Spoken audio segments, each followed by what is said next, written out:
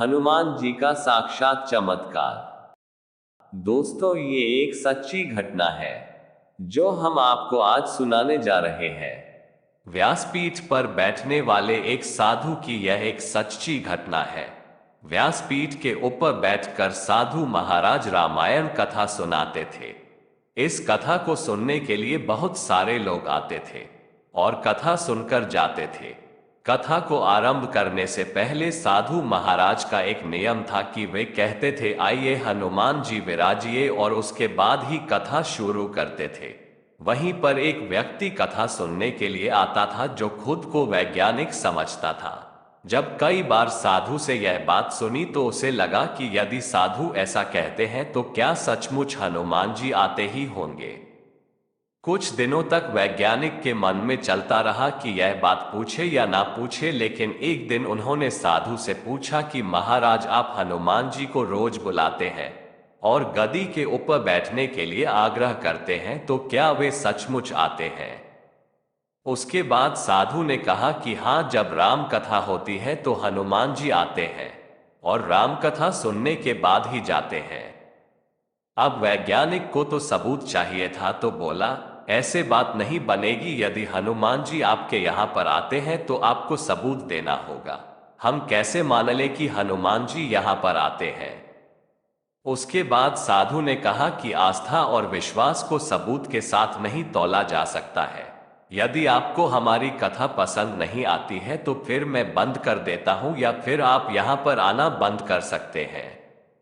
लेकिन वह वैज्ञानिक इस बात को कहां पर मानने वाला था। उसने कहा कि आप ही तो कहते हैं कि हनुमान जी यहां पर कथा सुनने के लिए आते हैं। यदि ऐसा सच में है तो आपको साबित करके दिखाना चाहिए। इस प्रकार से दोनों के बीच खूब विवाद हुआ और उसके बाद साधु मान गए और उन्होंने कहा कि इस गद्दी को आपको आज घर ले जाना है और उसके बाद वापस लाना है। गद्दी को मैं यहां पर रखूंगा और हनुमान जी को मैं यहां पर बुलाऊंगा। उसके बाद यदि तुम इस गद्दी को उठा पाए तो इसका मतलब ये होगा कि हनुमान जी नहीं आए, और यदि नहीं उठा पाए तो इसका अर्थ होगा कि हनुमान जी आए हैं। इस शर्त को मानने के लिए वह तैयार हो गया। उसके बाद दोनों ने अपनी अपनी शर्त रखी। वैज्ञानिक ने कहा कि यदि मैं गद्दी को नहीं उठा सका तो वैज्ञानिक पद को छोड़कर आपसे दीक्षा ले लूंगा, और संत ने कहा कि यदि हनुमान जी नहीं आए तो मैं आपके यहाँ पर चपरासी का काम करने लग जाऊंगा। ये तरह की परीक्षा का नाम पूरे शहर के अंदर हो गया, और जो लोग कथा सुनने के लिए नहीं आते थे वे भी आज देखने के लिए आए थे। भक्ति, प्रेम और विश्वास की परीक्षा होने वाली थी। उसके बाद गद्दी वहां पर रखी गई और साधु बोले, आइए महाराज पधारिए। उसके बाद साधु मन ही मन बोले कि महाराज, आज आस्था का प्रश्न है, आप रक्षा करें। उसके बाद वैज्ञानिक को बुलाया गया और उन्होंने 3 बार गद्दी को उठाने का प्रयास किया, लेकिन गद्दी 1 इंच भी नहीं हिल सकी। उसके बाद वैज्ञानिक साधु के पैरों में गिर पड़े और बोले, सचमुच आपकी भक्ति सच्ची है। सभी भक्तों की आंखें ये देखकर खली की खुली रह गई और सब ने माना कि हनुमान जी सच में आकर विराजमान होते हैं। श्रद्धा और भक्ति से जब हम किसी देव की आराधना करते हैं तो उसके अंदर बहुत अधिक शक्ति आ जाती है। तभी तो कहा गया है कि मानो तो देव, यदि नहीं मानो तो पत्थर।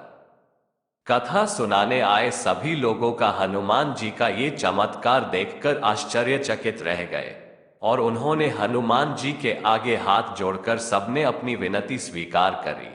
इसलिए दोस्तों, कहा जाता है कि कलयुग में हनुमान जी अभी भी जीवित है, क्योंकि मां सीता के द्वारा दिया गया अमरता का वरदान हनुमान जी को अभी भी कलयुग में जीवित होने का सिद्ध प्रमाण देती है।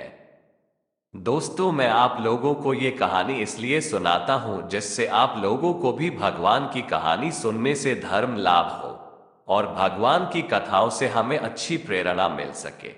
दोस्तों, मैं आपसे इतना चाहता हूं कि आप प्लीज हमारे इस चैनल को लाइक और सब्सक्राइब जरूर करना और बेल आइकन को भी दबा देना, जिससे आप तक हमारी वीडियो सबसे पहले पहुंच सके। ऐसी ही वीडियो देखने के लिए आप प्लीज हमारे इस चैनल को सब्सक्राइब करें और बेल आइकन को जरूर दबा दें।